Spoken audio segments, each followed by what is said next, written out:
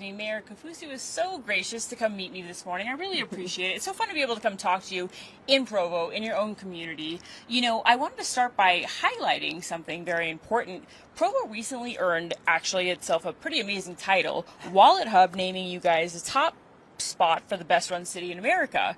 So I wanted to ask you, why is that, and what did it take behind the scenes to earn that title? Well, first of all, thank you for coming to Provo. We think it's the best city in the world, and so it's really exciting that you would take the time to come down and see it for yourself. The reason we won number one out of 148 of the largest cities in America, Provo won number one best run city. It was the most exciting morning when they called and told me. I started jumping up and down, screaming in my kitchen. But I'll tell you, when they said, what were the metrics? The metric that stood out the most to me was that we run a city that fiscally watches the budget and tight and yet delivers services.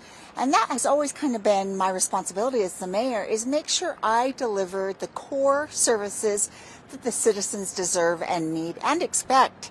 So that was one of the metrics. There were many other metrics that came into play, but it was just such a wonderful award, and we feel really honored and privileged here in Provo to be named the best run city in the United States of America. Well, congratulations. That is really very amazing. And, you know, we've heard from some of the other city departments, but tell me about some of the projects that you have either going on right now or that are coming up. You know, it's so funny because people will say to me, do you remember this project? And I think, oh my gosh, that's right. That was such a great project. And then they'll say, and then this one and this one. And I think, okay, now I cannot believe how much we've gotten done. But we are fast workers. We believe in serving the community. One of our right now is our Provo Airport. We're really excited about it. It was so successful, like in the first 18 months, we had hit all of the FAA requirements that they said we had 10 years to hit. And in 2023, it was deemed the fastest growing airport in America. So we were ready to expand. I mean, who expands an airport terminal in the first 18 months? We do. So we've already broke ground. We're really excited. We're pulling out to 10 gates. We're at 4 right now. And just taking that amenity that brings in $200 million of economic impact into the county every single year. And with the 10 gates, that will just grow and grow that number. And we are not Salt Lake City Airport. We want to be a second option. We don't want people to have to always drive for 2 hours and all those things. Come to Provo, hop in, let's go, and out you get out of here. Well, that's very exciting for people in and around Provo. And I wanted to ask you, you know, what are some of the challenges that you faced during your time as mayor? And are there any improvements in any areas that you'd like to see made? So it's really fun because when you're the mayor, you get to think to yourself, wow, okay, in 30 years, am I going to be glad I made this decision? I always think like that. And I always tell all my directors, whatever we do, let's think 30 years out. And so infrastructure, nobody loves infrastructure. It's the ugly, super expensive stuff that's in the ground, but it is what makes a city run. I deemed myself the sewer mayor, my first inaugural speech, because our sewer system was in failure mode almost. And no one wants to do a sewer system as a mayor. It's officially a water reclamation system. That's the proper term.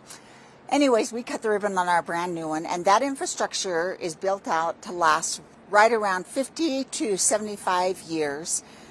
Projects like that all long be gone, but the future of our generations, our children, our grandchildren, our great-grandchildren will benefit from those projects. So infrastructure and forward-looking is always something I really take seriously.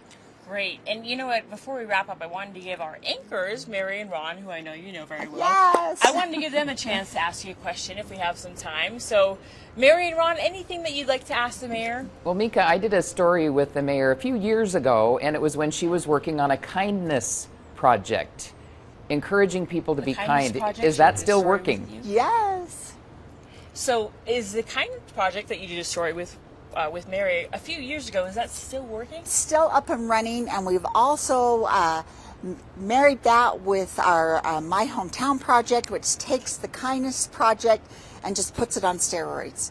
Of volunteers coming in to do projects on 6 Saturdays a year to show kindness and love and community. So yeah, we have gone from this to this. Amazing. That's what it's all about. I love to hear that so much. Well, thank you so much. Thank you again for coming.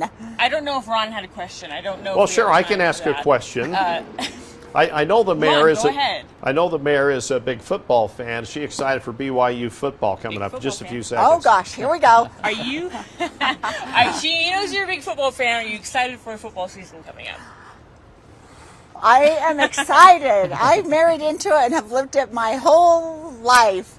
And we're excited. There's always something fun about the crisp fall air. And I'm the mayor of Cougar Town.